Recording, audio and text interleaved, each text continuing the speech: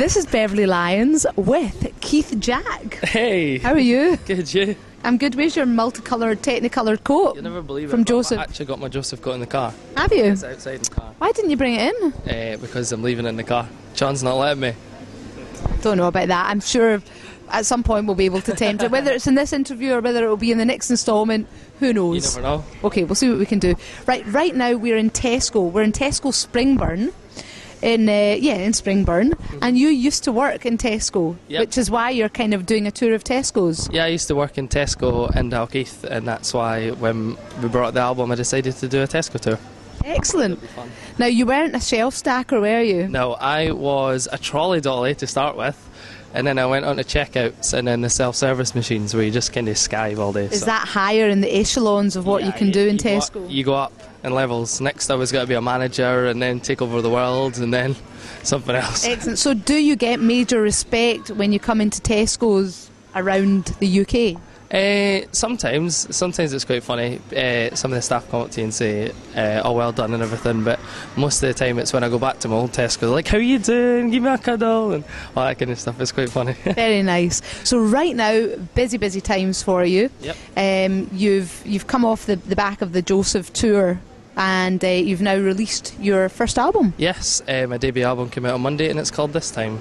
This Time, and it's full of lots of songs written by yourself and with some help from some other people. Tell me a wee bit about that. Yeah, we did some co-writes with John McLaughlin, who did Busted, Sandy Tommy, McDonald. Wee John. And we did, John got Kean to do a song from Westlife. Kean from Westlife, yep. And that's called Timeless. We've also got one by Don Black, who did a lot of the James Bond theme tunes. Oh, was he not Goldfinger? Diamonds Are Forever. The Diamonds Are Forever. Classy. I was trying to show off. See, it didn't work, did it? I thought I'd done my research too. And then we've got a couple of covers, favourites that I did in the show, and a couple of my favourite covers in general. Brilliant. So some big voice songs. I mean, we've already heard you belting it out here in Tesco today.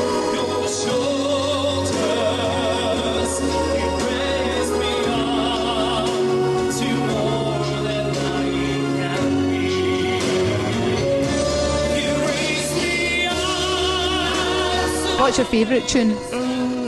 I'm not quite sure. I have one on there which is quite personal to me, which is called I'll Always Hear Your Voice, which me, Greg, co-wrote, and it's for my granddad, so that's who the album's dedicated to, so that's nice to have something like that on there. Oh, that's nice. So he inspired you, did he? Was he musical as well? Yeah, my granddad used to be in the choir at St David's Church, and he invited me along when I was really young, and so I went to the choir and then I became an altar boy and everything, and I was a good little Catholic, and then he died a few years ago, so that's why the album's for him. Oh, I bet you that's made everybody weep in your family and beyond. My gran, she didn't know. I never told any of my family that it was going to be for them, and there's a mention in the back of the album about it, so.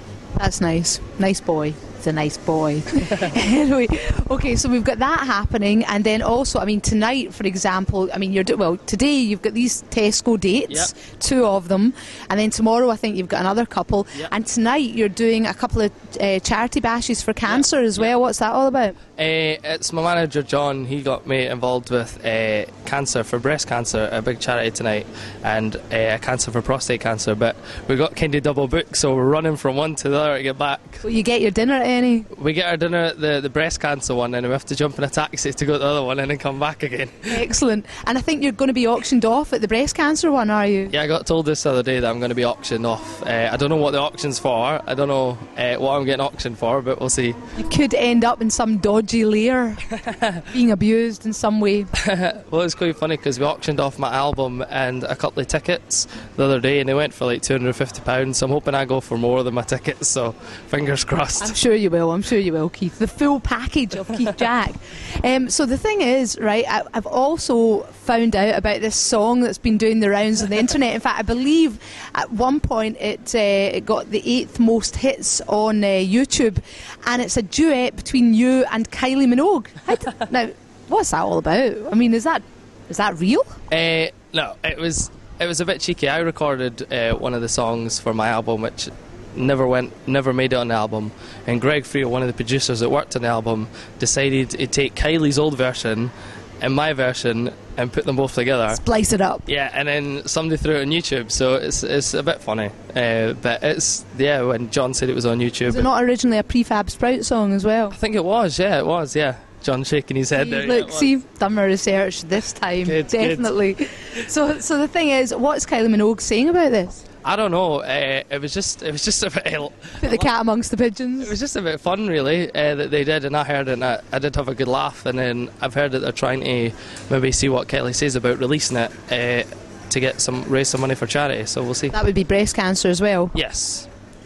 The other thing I wanted to ask you about was John Barrowman, because I believe that he's taken you under his wing. Hello, John. Me and John, we do get on well. He's a really nice friend, and when I was on the Joseph tour, I stayed with him in Cardiff, and he took me to see how the Torchwood set and everything, and see when he lives in Cardiff as well, doesn't he? He's got a place in Cardiff, he's got a place in London, and it's been great. Like, we did, I supported John Barrowman at the Apollo in London for his concert tour and stuff, and there's more stuff coming up in the future that I'm doing with John, so it's really good. He's always got a spare bed when needed. He's got to be mentioned on the album as well. A wee thank you. Thank you for his spare bed. Excellent. And he's not roped you into appearing in Doctor Who or anything as a wee Dalek or anything? No, not yet.